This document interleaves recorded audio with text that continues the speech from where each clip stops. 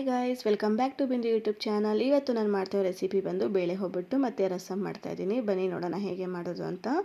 ಒಂದು ಪಾತ್ರೆಯಲ್ಲಿ ನಾನು ನೀರನ್ನು ಇಟ್ಕೊಂಡಿದ್ದೀನಿ. 3/4 kg ಬೇಳೆಯನ್ನು ತೊಳೆದು ನಾನು ನೀರಲ್ಲಿ ಹಾಕಿ ಬೇಯೋದಕ್ಕೆ ಇಡ್ತಾಯಿದ್ದೀನಿ.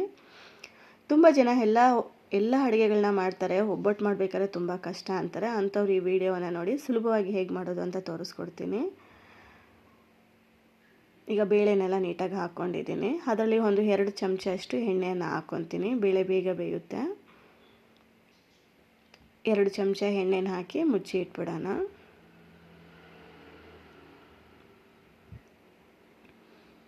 ಬೇಳೆ ಚೆನ್ನಾಗಿ ಬೇಯಬೇಕು, ನೋಡಿಕೊಂಡು ಇದು ಮಾಡಿ. ಇಲ್ಲಾಂದರೆ ಮಿಕ್ಸಿಗೆ ಹಾಕಿದ್ರೆ ಎಲ್ಲ ಗಟ್ಟಿ ಗಟ್ಟಿ ಇರುತ್ತೆ, ಬೇಳೆ ಒಂದೊಂದು ನುಣ್ಣಗಾಗಿರೋದಿಲ್ಲ. ಅದರಿಂದ ನೀಟಾಗಿ ಬೇಯಬೇಕು. ಇದನ್ನು ನೀರನ್ನು ನಾವು ಬಗ್ಗಿಸ್ಕೋಬೇಕು ಗೈಸ್, ತುತೆಗಿಣ್ಣೆಯಲ್ಲಿ. ಅಂದರೆ ಸಪ್ರೇಟಾಗಿ ರಸಮ್ಗೆ ನೀರು ಸಪ್ರೇಟಾಗಿ ಇಟ್ಕೋಬೇಕು, ಬೇಳೆ ಸಪ್ರೇಟಾಗಿ ಇಟ್ಕೋಬೇಕು. ಈಗ ಒಂದು 4 ಏಲಕ್ಕಿಯನ್ನು ಹಾಕ್ಕೊಂಡಿದ್ದೀನಿ. ಈಗ ಸಪ್ರೇಟ್ ಮಾಡ್ಕೊಂಡಿದ್ದೀನಿ ನಾನು ನೀರು ಮತ್ತು ಬೇಳೆನ. ಈಗ ಅದೇ ಪಾತ್ರೆಯಲ್ಲಿ ನಾನು ಬೆಲ್ಲ ಇಟ್ಕೊಂಡಿದ್ದೀನಿ. ಬೆಲ್ಲದ ಮೇಲೆ ನಾನು ಬಗ್ಸಿಟ್ಟಿದ್ನಲ್ವ, ಅದು ಬೇಳೆನ ನಾನು ಹಾಕ್ಕೊತಾ ಇದ್ದೀನಿ. ನೀರಿರಬಾರ್ದು ಗೈಸ್, ನೀರಿದ್ದರೆ ಅದು ಒಂಥರ ನೀರು ಹಾಕ್ಬಿಡುತ್ತೆ, ಚೆನ್ನಾಗಿರಲ್ಲ. ನೀಟಾಗಿ ನೀರೆಲ್ಲ ಹೋಗ್ಬಿಡಬೇಕು, ಬರೀ ಬೇಳೆ ಮತ್ತು ಬೆಲ್ಲ ಮಾರ್ತಾ ಇರಬೇಕು. ಈಗ ಬೇಳೆನ ಮಿಕ್ಸ್ ಮಾಡ್ಕೊಳ್ಳೋಣ. ಸಿಮ್ಮಲ್ಲಿ ಇಟ್ಕೊಂಡಿದ್ದೀನಿ ಗ್ಯಾಸ್ನ. 2ರಿಂದ 3 ಸಲ ಆ ಕಡೆ ಈ ಕಡೆ ಕಲಸಿ ತಟ್ಟೆ ಹಾಕಿ ಸ್ವಲ್ಪ ಹೊತ್ತು ಮುಚ್ಚಿಟ್ಬಿಡಬೇಕು. ಮುಚ್ಚಿಟ್ಟು ಈಗ ಇದನ್ನು ಮಿಕ್ಸಿಯಲ್ಲಿ ರುಬ್ಕೋಬೇಕು. ನೋಡಿ, ಅದರಲ್ಲಿ ನೀರಿರಲ್ಲ, ಏನೂ ಇಲ್ಲ. ನೀರಿದ್ದರೆ ಚೆನ್ನಾಗಿ, ಅಂದರೆ ಒಬ್ಬಟ್ಟು ಮಾಡೋಕ್ಕೆ ಚೆನ್ನಾಗಿರಲ್ಲ. ಹೀಗೆ ಗಟ್ಟಿಯಾಗಿ ಸ್ವಲ್ಪ ಇರಬೇಕು. ಈಗ ಕಲಸಿಬಿಟ್ಟು ಗ್ಯಾಸ್ ಆಫ್ ಮಾಡಿ ತಟ್ಟೆನ ಮುಚ್ಚಿ 1-2 ನಿಮಿಷ ಆದಮೇಲೆ ಈ ಥರ ಬಂದಿದೆ. ಈಗ ಇದನ್ನ ನಾವು ಮಿಕ್ಸಿಯಲ್ಲಿ ರುಬ್ಕೊಳ್ಳೋಣ. ನಾನು ಸ್ವಲ್ಪ ಬೇಳೆನ ಸಪ್ರೇಟಾಗಿ ಎತ್ತಿಡ್ತಾ ಇದ್ದೀನಿ ರಸಮ್ಗೋಸ್ಕರ.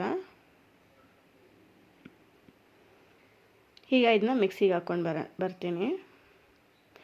ಈಗ ನೋಡಿ ಗೈಸ್ ಯಾವ ಥರ ಬಂದಿದೆ ಅಂತ. ಈ ಥರ ಇರಬೇಕು, ಕೈಗೆ ಅಂಟಬಾರ್ದು, ನೀರಿರಬಾರ್ದು, ಪೂರ್ಣ ನೋಡಿ ಈ ಥರ ಇರಬೇಕು. ಈಗ ಇದರಲ್ಲಿ ನಾನು ತೆಂಗಿನಕಾಯಿ ತುರಿನ ಹಾಕ್ಕೊತಾ ಇದ್ದೀನಿ. ಹಾಕಿ ಕಲಿಸ್ಕೊತೀನಿ.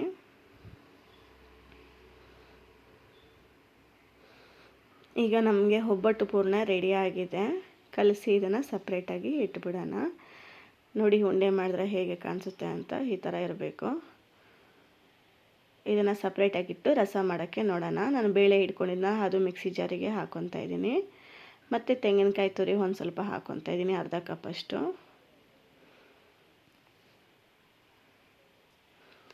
ಈಗ ಟೊಮೆಟೊನ ಹಾಕ್ಕೊಳ್ಳೋಣ. ಕೊತ್ತಂಬರಿ ಸೊಪ್ಪು,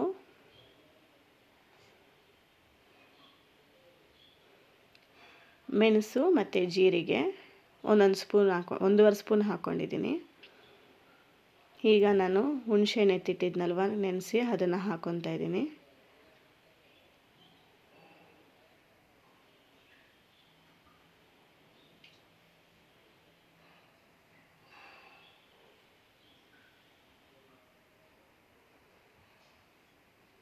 ಈಗ ಇಷ್ಟನ್ನು ಗ್ರೈಂಡ್ ಮಾಡಿ ಸಪ್ರೇಟಾಗಿ ಇಟ್ಕೊಳ್ಳೋಣ. ಈಗ ಪಾತ್ರೆ ಇಟ್ಟಿದ್ದೀನಿ, ಎಣ್ಣೆ ಹಾಕ್ಕೊಳ್ಳೋಣ.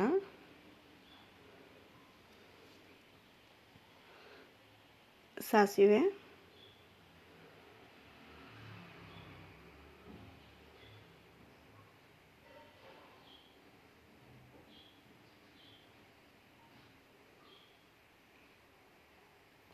ಒಂದು 4ರಿಂದ 5 ಮೆಣಸಿನ್ಕಾಯಿ, ಬೆಳ್ಳುಳ್ಳಿ ಸ್ವಲ್ಪ ಜಾಸ್ತಿನೇ ಹಾಕ್ಕೊಂಡಿದ್ದೀನಿ, ಕರಿಬೇವು. ಇದನ್ನ ಚೆನ್ನಾಗಿ ಫ್ರೈ ಮಾಡ್ಕೊಳ್ಳೋಣ.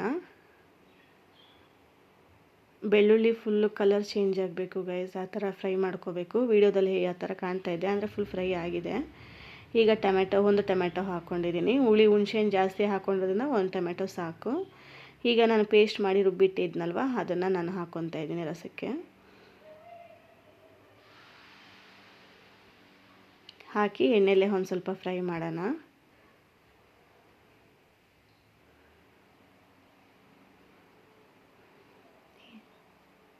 ಅದು ಹುಣಸೆಹಣ್ಣು ಮಿಕ್ಕಿತ್ತಲ್ಲ ಗೈಸ್, ಅದನ್ನು ಇದರಲ್ಲಿ ಹಾಕ್ಕೊತಾ ಇದ್ದೀನಿ.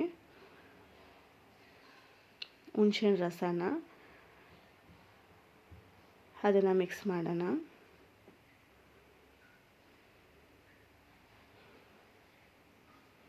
ಈಗ ನಾವು ಬೇಳೆನ ಬಗ್ಗಿಸಿಟ್ಕೊಂಡಿದ್ವಲ್ಲ, ಬೇಳೆ ನೀರು, ಒಬ್ಬಟ್ಟು ನೀರು, ಅದನ್ನು ಇದಕ್ಕೆ ಹಾಕ್ಕೊಳ್ಳೋಣ. ಈಗ ಬೇಳೆ ನೀರನ್ನು ಹಾಕ್ಕೊಂಡಿದ್ದೀನಿ. ಪೂರ್ಣ ಸ್ವಲ್ಪ ತೊಗೊಂಡು ಇಟ್ಕೊಂಡಿದ್ದೆ ಗೈಸ್, ಅದು ಪೂರ್ಣ ಒಂದು ಸ್ವಲ್ಪ ಹಾಕ್ಕೊಳ್ಳೋಣ.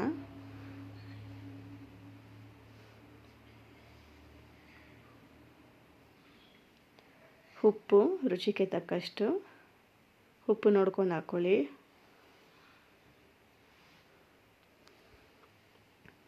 ನನ್ನ ಚಾನಲ್ನ ಯಾರು ನೋಡ್ತಾ ಇದ್ದೀರಾ ಪ್ಲೀಸ್ ಸಪೋರ್ಟ್ ಮಾಡಿ ಗೈಸ್. ಶೇರ್ ಮಾಡಿ, ಕಮೆಂಟ್ ಮಾಡಿ, ಲೈಕ್ ಮಾಡಿ. ಲಾಸ್ಟಲ್ಲಿ ಕೊತ್ತಂಬರಿ ಸೊಪ್ಪು ಹಾಕ್ಕೊಂಡಿದ್ದೀನಿ. Recipe ready.